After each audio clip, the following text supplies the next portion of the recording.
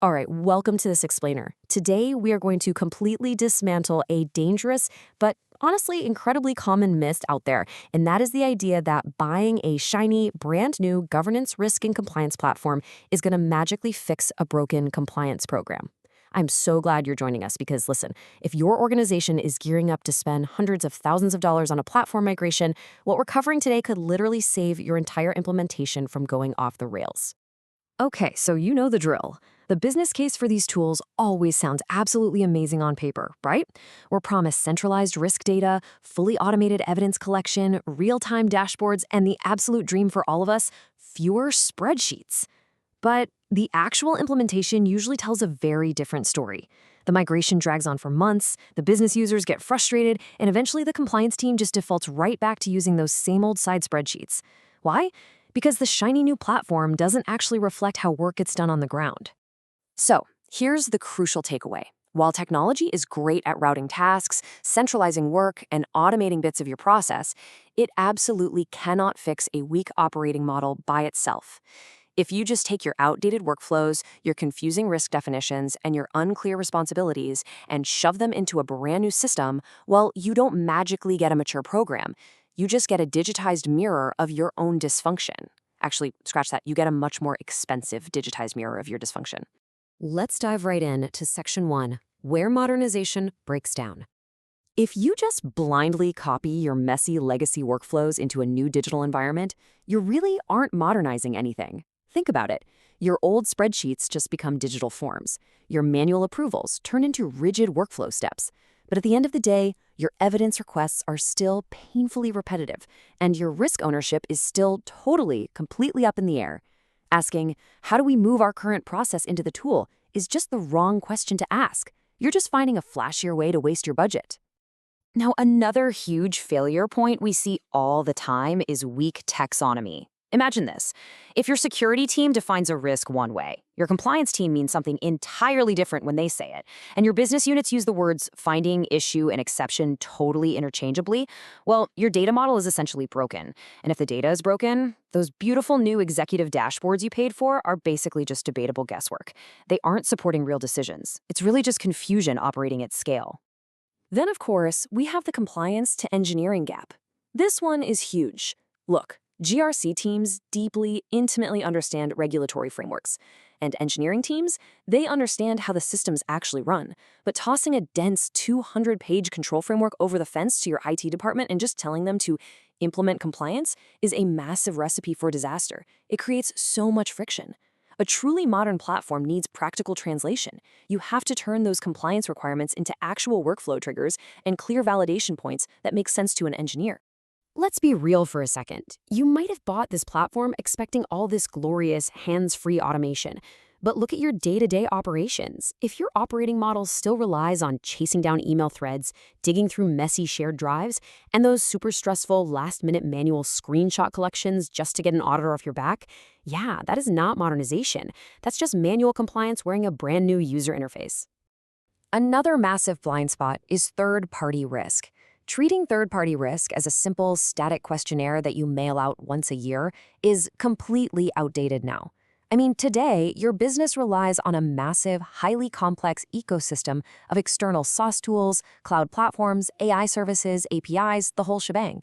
If your third-party risk data is just sitting isolated in a silo and doesn't talk to your operational systems or your business processes, you are entirely missing the full picture of your actual exposure. Okay, pay attention to this one because assuming ownership is obvious is the absolute fastest way to get work totally stuck in your new platform. You see, a single control might have a business owner, a technical owner, an evidence owner, and a remediation owner. If your platform just gives you one generic owner field, what happens? Tasks get routed to the wrong people, evidence just sits there uncollected, and remediation completely stalls out. You literally cannot rely on implied accountability. It has to be strictly designed. So before you spend even $1 more on platform configuration or spend hours mapping another data field, leaders really need to pause and ask this foundational question. Are you actually doing the hard, roll-up-your-sleeves work to modernize how governance functions in your organization? Or are you just lifting and shifting your already broken processes into a shiny new tool? You also have to look closely at your own processes and honestly ask your teams this. Can our engineering and IT teams actually translate these GRC requirements into practical steps? Because, listen, if your default mode is still scrambling like crazy for screenshots the week before the big audit, the software platform is not going to save you. What you need is a fundamental program redesign. Once you've rigorously interrogated your current state, we can pivot to the solution in Section 2, what good actually looks like. These right here are the 6 non-negotiable pillars of a truly mature GRC program. We need a clear operating model, a shared standard language, realistic workflows, continuous visibility, very strict governance over exceptions, and reporting that actually, helps executives make choices. Without these 6 pillars holding things up, you really just have an IT build-out. You don't have a modernization strategy. It all rests entirely on the operating model. This is what removes all that implied accountability we talked about earlier. You literally have to force the organization to sit down and explicitly decide exactly who owns this risk, who is on the hook to provide the evidence, who actually has the authority to approve an exception when things go wrong, and who tracks the remediation. When you design this clearly, your GRC platform suddenly transforms into an incredible engine for efficiency. Next, we've got to move away from those manual screenshots and embrace continuous evidence. By connecting your GRC platform directly to your operational systems of record, we're talking your Jira ticketing, your identity access tools, your cloud vulnerability scanners, evidence collection totally stops being this stressful quarterly fire drill. It just naturally becomes built right into the daily rhythm of your business.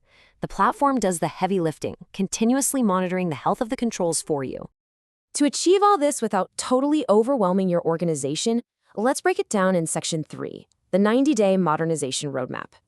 Visualizing the rollout into these 3 specific phases proves that aligning your data, your ownership, and your workflows is actually a completely manageable undertaking. We're just going to take it 1 month at a time.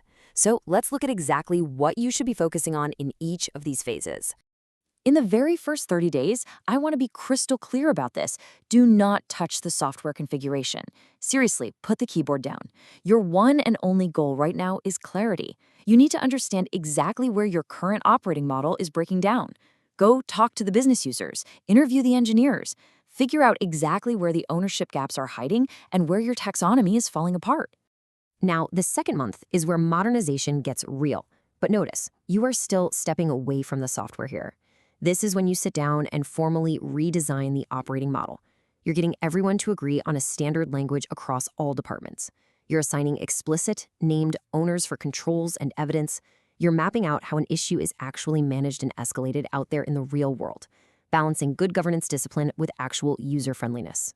Okay, only in the final 30 days do you actually get to configure the platform. Now you're finally building workflows, but you're basing them on the smart, streamlined processes you just designed. You can pilot some of that sweet evidence automation, and most importantly, you test your dashboards against the real, hard questions your leadership actually asks. You need to make absolutely sure the data delivers decision-grade visibility, not just, pretty charts that don't mean anything. Now, throughout this whole 90-day process, you've got to keep a really sharp eye out for these warning signs. If the project starts feeling like an IT-only initiative, or if your business users aren't even consulted until launch day, yeah, you are in trouble. And if your implementation team can't explicitly explain to you how the platform actually improves accountability and decision-making, your modernization effort is definitely going off track. Ultimately, the organizations that get the absolute most value out of their GRC investments are the ones that fundamentally realize this core truth. This is a business capability upgrade, not just a software upgrade. They use this whole implementation as a golden opportunity to simplify their processes, to untangle those messy legacy workflows, and to finally hold the right people accountable for the right work. So, as you look at your own roadmap right now and start preparing your teams for the work ahead, I want to leave you with this final crucial thought to chew on. Are you truly modernizing your discipline or just your tools? Is your brand new platform actually going to empower better risk decisions for your leaders? Or is it destined to just become a very, very expensive parking lot for unresolved risk? Thank you so much for joining me on this explainer, and I really hope this gives you the exact blueprint you need to get your modernization journey back on track.